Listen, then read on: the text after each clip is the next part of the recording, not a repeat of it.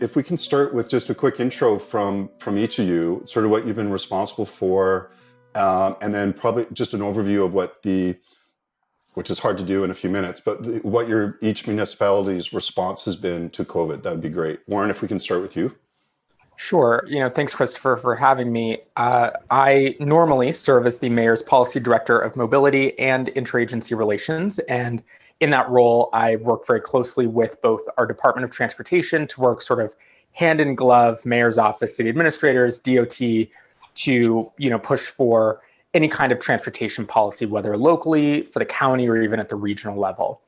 In the case of COVID-19, I have an emergency operations role that I am the community resilience director. And as part of that, for the beginning and sort of still to this day, I am our city's main point of contact for all the testing programs. So we work very closely with the county that provides the testing services, and I liaison between the county, our real estate department, and our city attorneys to make sure that all the paperwork is in order to get people testing.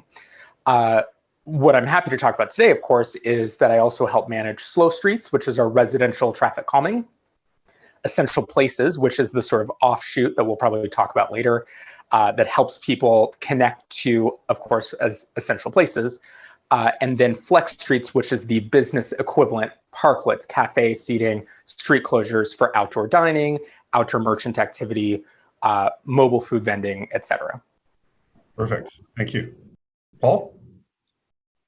Great. So I'm Paul Storer, Director of Transportation with the City of Vancouver. And so we're kind of responsible for all of, we kind of have three departments or divisions that are responsible for transportation within Vancouver. So we have a separate group that does kind of the infrastructure management. That's our streets group. And we have a different group that's responsible for public space and street use. But we all work closely together, particularly in terms of pandemic response. So transportation kind of does everything from planning to kind of design and engagement, to managing parking, to traffic operations.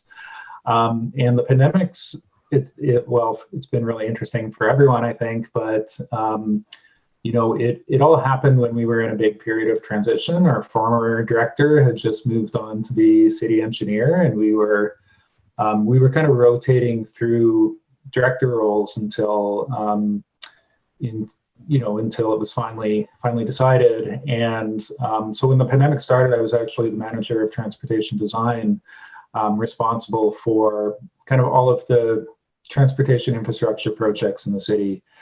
So it was, it's been a really interesting journey as the pandemic has kind of continued. And we as an organization have continued to try to adapt to it. And some similar initiatives, I think, between the two cities or two regions. I think, Warren, you speak to like Slow Streets, which certainly Vancouver has undertaken. Essential Places, our pop-up plazas, I think, Paul, would that be a corollary to that? I think, and certainly the Flex Streets and pop-up patios we've had. Can you both speak to what was it like responding rapidly with kind of no budget assigned to things? How did you make that happen? And two, what have people really loved? What's worked in each of your cities? I think, Christopher, that what's interesting about the pandemic, and I would say any emergency, is that it it really brings out, I would hope, the best in people to really showcase, their natural skill set, irrespective of whatever their job title might be. The first few days and weeks of COVID-19's, shelter in place and response were hellish insofar as, now what feels like probably a decade's worth of time. There was so much we didn't know. We didn't understand, how long this was going to last, how viral it might be, things like that, right? So we were just kind of in this moment trying to do as much as we could too quickly. Soon thereafter, in the case of every emergency, we declare a state of emergency and we set up effectively a shadow government called the Emergency Operations Center. Those normally only last a day or two for each emergency. But in the case of COVID, this is our longest running state of emergency I think we've ever had. So we have this whole team that's set up to rally around a number of specific initiatives, right? So instead of, and I think, Paul, you'd kind of mentioned this in your introduction about some of the organizational structures, the different directors, et cetera, in Oakland, and I think a lot of other municipal agencies, we have a series of objectives that have completely different directors, right? Like I'm not normally above the fire department, but for the operations team, in respect to community resilience, police, fire, economic and workforce development, and DOT are in my sphere of influence, let's say. And the reason I'm kind of starting here is that because we started with a set of principles and goals, right, instead of just ongoing programs that we have to shuffle out every couple of years, it really helped people understand what the priority was and to spell out like, this has to come before this. And I know that we used to do it that way, but now we have to do it this way. And so we were able to kind of melt or thaw that ice that I think a lot of public agents really understand of the like intractability of the government, right? Like everyone just sort of had to set aside themselves to some degree and their original hats and say, for however long, we just need to act, because for any engineer, for example, the no build scenario is not an option, right? Like you have to get off of the iceberg. I guess I'm mixing metaphors here. So I would say exciting, but also really, really challenging were those first few weeks, months, days, etc. Paul, similar experience? Oh yeah, definitely. Very similar experience. And I think, we had a couple of things happening. We had our EOC getting activated, and the struggle is at the beginning of the pandemic, there's so much going on and so many different priorities within engineering, and our transportation and streets and public space groups all sit within our engineering department. We kind of took on that basket of initiatives outside of the EOC to give them kind of the space to be focusing on a bunch of other really important pieces. That said, the beginning of the pandemic, a lot was, how do we actually facilitate our staff working from home? Like that was like the amount of effort that just kind of went into, how do we be sure people have the computer equipment and setups and everything else to be working remotely, took a lot of effort. But as we started moving ahead and really started thinking about what we could be doing to address the pandemic, started seeing what other cities were doing, and honestly, Oakland was, one of the first out of the gate with some really bold moves in terms of how to respond to the pandemic on streets and for neighborhoods. We started kind of taking the opportunity to learn from what other cities were doing and implementing things like our Slow Streets program. We have a bunch of work that we've been doing to support businesses around the city, including temporary patios and pop-up plazas. We have a room to move program that mostly focused on some really busy areas of near our seawall for walking and cycling, and giving people that physical distancing, and started responding to where we were really seeing problems. Like particularly, the more recent information we have is, at least in Vancouver, we're not seeing kind of community spread. We don't seem to be seeing a lot of community spread, or maybe any, outside on sidewalks. And hopefully that doesn't change. But at the beginning, we were trying to create circumstances so that wherever possible, people could be keeping those 2-meter clearances. And we were seeing a lot of issues on our narrow sidewalks in particular, where people were queuing for grocery stores because, there was really limited numbers of people allowed inside. So we had a room to queue program that kind of was our first thing out the door that, created wider sidewalks in these areas. But yeah, I think it's one of the most interesting things, reflecting particularly on the first few months of the pandemic, was just how much all the cities were learning from each other, right? Like looking at Oakland and San Francisco, and a ton of cities around the world, really, who are looking at street space and how we can better use it to serve people during the pandemic. It's been an amazing experience.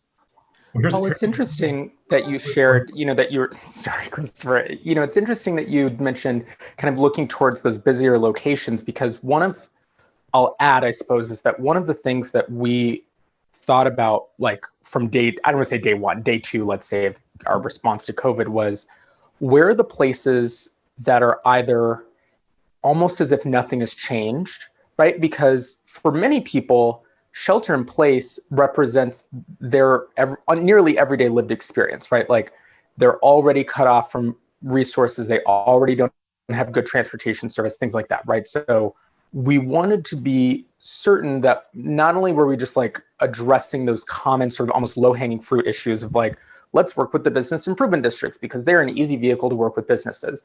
We actually sort of flipped that script and said, we already know the business improvement districts are going to have not a leg up, but they will be able to rally amongst themselves. We're already going to be hearing from them. So let's not proactively reach out as much as we think we should, and instead spend our very limited bandwidth, right, and mental fortitude for that matter, trying to find neighborhoods, the residents, the merchants, business owners in these very, very hard to reach places. Because we know that if people are suffering as much as we all know, and we're not hearing from these places that statistically we're aware COVID is hitting the hardest, that means that we need to double our efforts in those areas, whether that be slow streets or flex streets or you name it, right? But that has been a really seminal approach for pretty much all of Oakland's work for years now, but like especially during COVID, is focus on what are called our priority neighborhoods, but many would call communities of concern, low-income communities, people of color, the combination. Because what we have also seen, unsurprisingly, out of this pandemic, both nationally, even in the state or even across the world, is that the people with the least always get stuck with the least, right? Or the most impact, right? And it's not fair. And in fact, if we are able to streamline processes, if we're able to devote extra attention or any type of money that we might have, we need to be lifting up those people who are not just treading water, they're drowning. And that is a really, really hard place to make policy decisions from when everyone feels like they're drowning. And that has been, I would say, one of the more challenging aspects of the last 8 months, I want to say, is trying to explain to people that we are prioritizing others, even though they are also in pain. Yeah, I think, no, that's fantastic. And I think with our programs, our Slow Streets program, we rolled it out later than Oakland and really learned a lot from you. But there we were really focused on communities. What we were, we'd done a bunch of mapping on disproportionately impacted communities or communities of concern. And we had some good ideas about where we didn't have those transportation connections, where there weren't the better places for people to walk and cycle and access parks and things like that, and really focused as much as possible on really starting in those communities. In terms of the business response, it's interesting because we kind of tried to do a combination of things, and we did, definitely, as you said, the business improvement associations, have a stronger voice than a lot of other businesses, but they also have the ability to support moving a lot of things ahead at the same time. Like they can kind of bring more to the table. So being sure that we could kind of do a lot across the city, while also focusing on, particularly our hardest hit communities in Vancouver. That's the downtown east side. And, where we have a lot of our social services. It's the center of our opioid crisis. And we were seeing like just massive impacts there. Like, particularly at the beginning of the pandemic, there was a lot of push. Our single room occupancy buildings were saying that the people living there couldn't have guests. So we were seeing big overdose issues because people were overdosing in their rooms with no one there. A lot of people were out on the streets, physically out on the street where they would have had more support services beforehand. So we were seeing, the community services trying to serve people that would have had a place inside before, but now there wasn't anywhere. So we were also focused on working particularly with that community on how do we create the outdoor spaces for people who don't have anywhere else to go, and that's been one of the biggest successes, I think, is really working with communities that have high addiction and high homelessness issues, and really figuring out how to use that space on the street for the people. And it's still it's still really tough out there, but I think I think some of these, we've heard really positive things about these programs. And I think across the city, I think that is a weakness in terms of what we've done. I think there was a middle kind of between kind of some of the better supported businesses and the really, really struggling kind of community services that, we probably could have supported more, and hopefully, down the line, we're able to support those communities a lot more. So then for both of you, for the last 8 months, and Paul, that's probably a really good example, what do these translate into as permanent solutions that we get to keep? What has best served each of your communities in these basically throwing solutions at the wall, improvising, doing something extremely quickly, which, to be blunt and as a non-city person, isn't that normal for cities, and it's really appreciated, or at least I really appreciate it. What in that process do we get to keep? It's funny. A number of people have asked, and we just released an interim report about a month or two ago about slow streets, and another one is coming out soon for flex streets.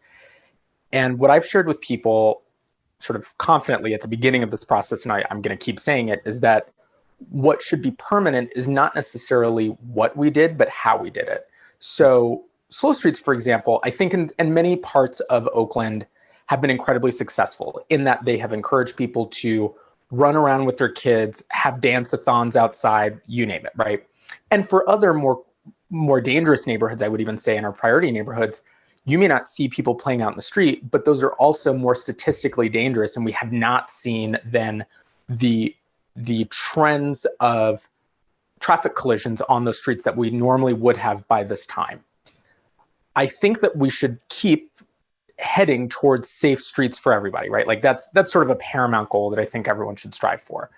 I will acknowledge, though, that if a year from now we say, A-frame barricades, type 3 barricades, this isn't really the look we're looking for with our city, maybe we try and head towards planters or something else. All of that's fine. But I think what's really important, and Christopher, you kind of embedded in your question, is the way in which we are doing business now is more responsive, more engaging, more flexible, and perhaps most importantly, a willingness to fail quickly and address the mistakes. Whereas I think one of the things that governments do very, very well is insulate themselves from risk, right? Like the whole goal is to be as stable as possible, which means improvement, which is a change, right? Like any version of something moving off of this spot is going to be pushed against because like you have a hill to climb to get there, right? Like we're always trying to maintain the ship no matter how stormy the seas, right? And that works for a lot of areas of the government. It does not work for a lot of traffic safety issues, right? If someone calls me and says, which happens nearly every day, I feel unsafe on my street, I want a response tomorrow. I don't feel comfortable telling them that, well, you're a part of our capital improvement program, I can get to you in 10 years. Like that's both insensitive and ridiculous. When in fact, we found through slow streets, essential places, flex streets, that there are some ways that we can be incredibly nimble, flexible, work as a team in different departments, and really meet the community's needs. That's slow streets, right? For flex streets, and I'm curious, Paul, to kind of hear how you all set up your program, because for cafe seating and parklets, those are automatic permits, which is like something no one even like really fully understands yet, right? Where you apply for the permit online, we instruct you how to take a few photos with your camera phone. You draw a sketchy map on a napkin, you take a picture of that, you submit that to the department, and you are given an automatic permit with the like, I promise I'm going to do what I said I would do. And for us to have permitted, what, 30, maybe 40 parklets, and we only had like 3 before, and that we've only really had like one challenge, right? Like only one of those parklets has been challenging, really spells out that like, it's not that parklets should be made permanent. I mean, I think they should, but the process of how we got here should be more permanent, right? That this flexibility, this trust that community members actually know what they need and that they know how to do what they're doing is what we need to maintain. Love Do it. you, and if I can ask a question, are these like public parklets, or are they patios supporting businesses? They're public parklets. So in the case of Oakland, we have, I'll kind of give you a range of where these parklets are situated. Some are, on a traditional commercial street, you just remove a parking spot, it's right up against a curb. They are not public parklets. They are privately owned, privately operated parklets. I'm going to drop a pin in that, because that is an area that we have acknowledged is a temporary policy decision that we are going to need to revisit after COVID, right? Because normally parklets are for public use, right? That sort of everyone and no one owns them, and that's always been a really tricky subject. I will admit, as I sit here today, that I would prefer perhaps that there be more private parklets than private parking spaces, right? I mean, public parking spaces are not really public parking spaces. They're used for private cars, right? Another place that we have parklets is on one of our streets that has a protected bikeway. And this is in fact where the hiccup has occurred. We didn't close the bikeway. We actually kept the protected bikeway and replaced the floating parking with parklets. And, of the 20 that are on the street, let's say, one of them was built incorrectly and there's this funky turn. And so people feel like they can't see people, walking from the parklet to the sidewalk or bicycling, but for that to be the only situation out of all of these parklets where we've just kind of said, go ahead, we'll check on you later, right? Tells me that our original parklet program was not meeting some of our goals of transforming public space to be more engaging and more pedestrian focused. I think the quick parklet implementation, that's really interesting. We've had a huge amount of success with temporary patios. Like we've had, like normally, I forget how many patios we issue a year, but we've had over 400 temporary patios in Vancouver. And our process went, as you said, from like months. Like it would be months between applying and going through a process and finally getting approval, to us guaranteeing and hitting a 48-hour turnaround for almost all of them. And we had a bit more process around insurance and things like that. But I think it's the thing that Vancouverites have noticed the most and has made in ways the biggest impact. Like they're not public, but they add so much to our streets in terms of the environment, getting rid of the parked cars with this animated space. So it just makes, it's really transformed the city in a huge way. And we did a survey recently kind of about all of the programs, and we've kind of dug into the individual ones. I've never seen survey results like what we saw in this one. Like we had about 90% support across the city for the things we were doing. And I've never seen anything like that in 15 Well, isn't that the funny thing though, right? That like we're finally, and this is where my staff have really shined through this, is that people feel like they're finally helping somebody, instead of like, oh, we're going to get to it when we get to it, right? Like that someone says I need help and then we help them. And that the connection there has been far clearer, especially like, I started timing how long it took to get like a parklet. And the most amount of time from someone texting me and saying, what's this about the Flex Streets program, to them sending me a photo of a complete parklet was 34 days.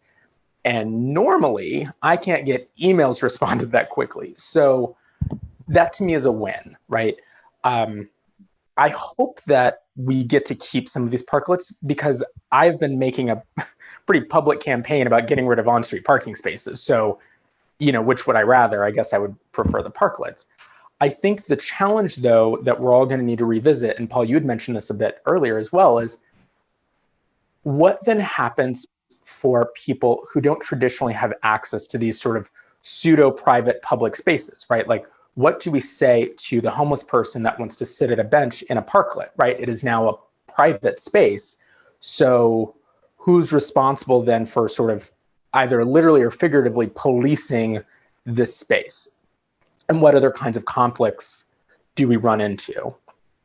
And I think that that's a consequence or challenges, I should at least say, that we're going to need to wrestle with and are continuing to wrestle with right now. It is pouring rain in Oakland right now. Thank you.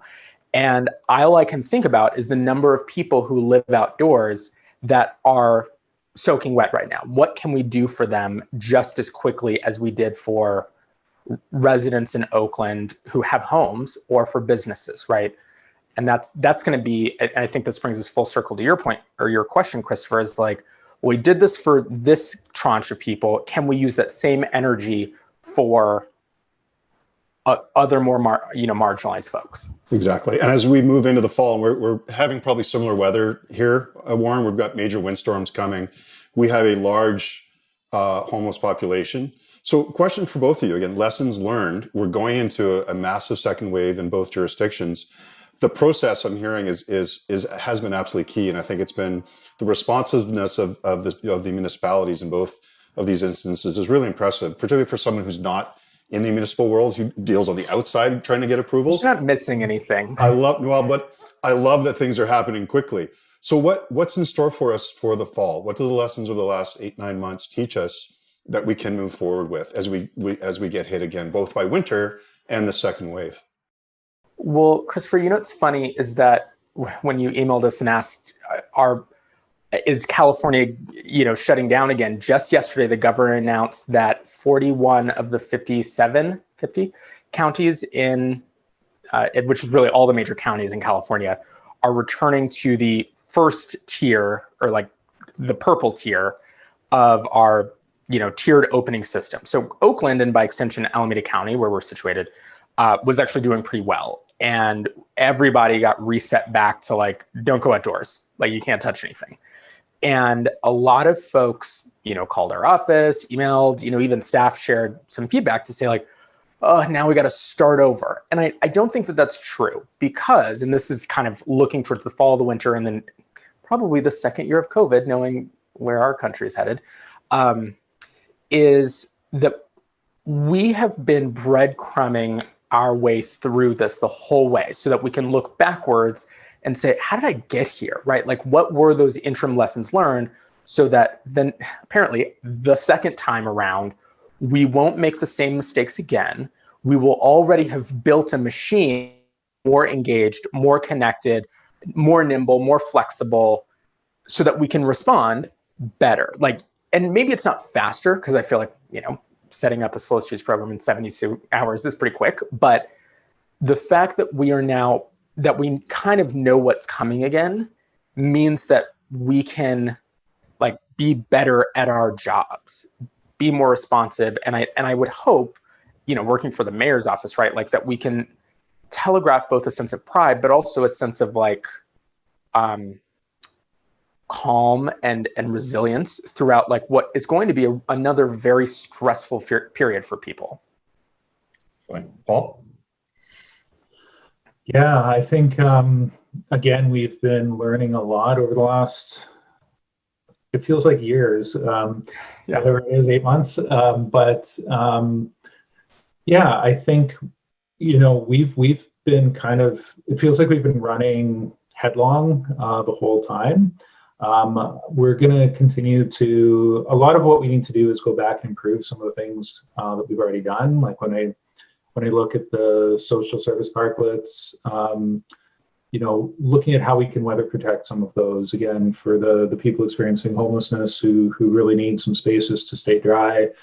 Looking at our Slow Streets program and kind of going beyond what's out there and really, getting into more traffic calming and really reducing the number of vehicles on the streets. We've started that, and I think, again, as you said, being really willing to fail. Like our first two that we rolled out, our first two big traffic calming moves, we're pulling one back out. Because we want to do the easy ones, right? Like we want to go in and make a change to a bunch of streets, make a big difference. And then some of those streets, they'll fail. They were probably good ideas, but they might have needed more engagement. So, try to get a lot of things on the ground and try to kind of learn from what's happened so far and continue to, as Warren, as you said, continue to learn that it's good to get things out there. It's good to try things out.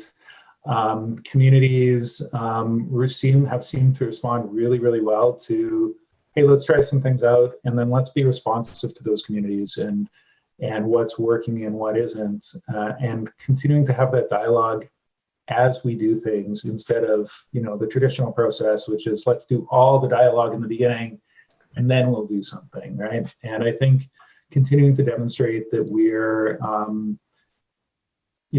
trying to make improvements, that we're going to fail, that we're going to listen to communities, and we're going to adjust things as needed.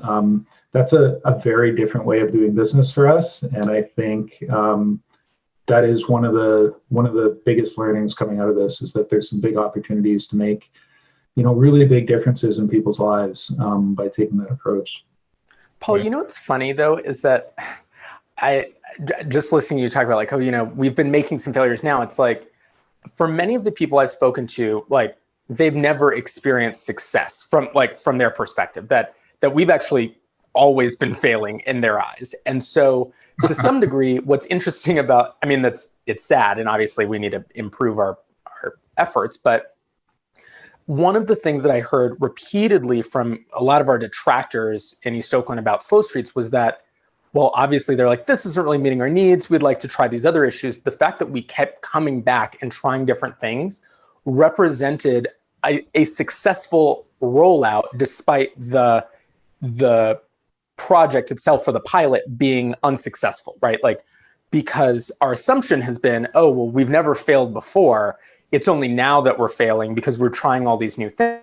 When it's like, no, there are a bunch of very, very expensive projects that are very much in the ground, concrete-wise, that are also failures for a lot of people. Whereas if someone tells me, oh, I don't like your A-frame barricade in the street, I'm like, great, pick it up, put it to the side, right? Whereas I can't rip out $10 million worth of concrete tomorrow. Yeah, and that to me is really important. Yeah, and doing nothing is a failure as well, right? Like, we can do these really big things really slowly and do a few of them, or we can do a bunch of things across the city, and with the quick implementation, we can, we'll be doing some things that fail, but we'll be doing a lot more things and addressing a lot more issues. And it's a new way to do business. Yeah. Question, Warren, if you've got a couple more minutes. This is, we're really in a fascinating age of experimenting. Cities across the world are trying things in rapid succession. Some are working, some aren't. I really look at it as a grand experiment on a global scale that we've never seen. How do cities learn from each other? What's the process, or is there a process by which Vancouver can learn from Oakland and the other way around? Are we just looking up articles on the internet, or do cities talk to each other? How do we learn? I would say, yes, cities talk to each other first and foremost. Fortunately, there are not that many city planners out there. Like, a lot of us know each other. And so when we launched Slow Streets, I got a lot of text messages from colleagues across the country saying, hey, did you guys really do that? Like, wait, hold on. Like, explain to me what's the secret sauce there, right? For example, people said, I don't believe you, like 74 miles is a lot. I'm like, well, first of all, only the network is eligible. We haven't closed all those streets. Second, we're actually not closing the streets. This is something very fundamental about Oakland Slow Streets that is different from other major cities. Not that Oakland's a major city, but other cities across the country, right? Our streets are open to neighborhood traffic. They are closed to through traffic. And that is a turn of phrase that is actually kind of important, and it is a legal distinction that makes our program work better, because if I just shut streets off, people would burn the town down, and that's not good, right? I'm confident that cities learn from each other, in part through conversations like this, just exposing one another and being humble about where we've failed, right? And what we're struggling with is really, at least, right? And at best, an opportunity for us to learn in advance of our own mistakes, learn from other people's mistakes as well. Whether that's on Twitter, whether it's on Facebook, whether it's a series of text messages on my cell phone. I think that we're all having this conversation in bits and pieces, and we're all hopefully getting to a center, tapping our canes around a little bit to get there. Paul, do you want to comment on that? Yeah, definitely. We have a lot of good connections with other cities, and yeah, we've learned so much from other places, and hopefully some places are seeing some of the things we're doing and learning from both our successes and failures. So yeah, it's been a pretty incredible experience, I think, just trying things out and looking at other cities and being in this world where everyone's moving so fast, and you're checking out some other city, but you're probably checking out something that they did a month ago, but again, I think the tapping around and all kind of converging on some real things that can make our residents' lives better is great, and we're all learning a lot. Perfect. There's also competition too, right? Like, our network was 74 miles and New York's was 75, and somebody did 100, and it was like, okay, first of all, this is not like The Price is Right over here. But, I think that cities need a little bit of courage, right? Like this courage to fail, but that no city ever wants to be the first, but we definitely don't want to be left out of the party either. And so to some degree, I think that not only having these conversations, but when one goes, then other cities want to try new things too. And we all point to each other and say, well, I got that idea from them, so blame them. So it's going to be interesting to see in the coming months, like if as we turn to phase 2 or phase 3 of our respective programs, that you start to see either that we are coming to a center, that things start to look the same, or if a number of cities start to break and say, we're going to try an altogether different move and see if other cities trend towards us, or if there are some respective camps that we all are going to fall into. I can't wait.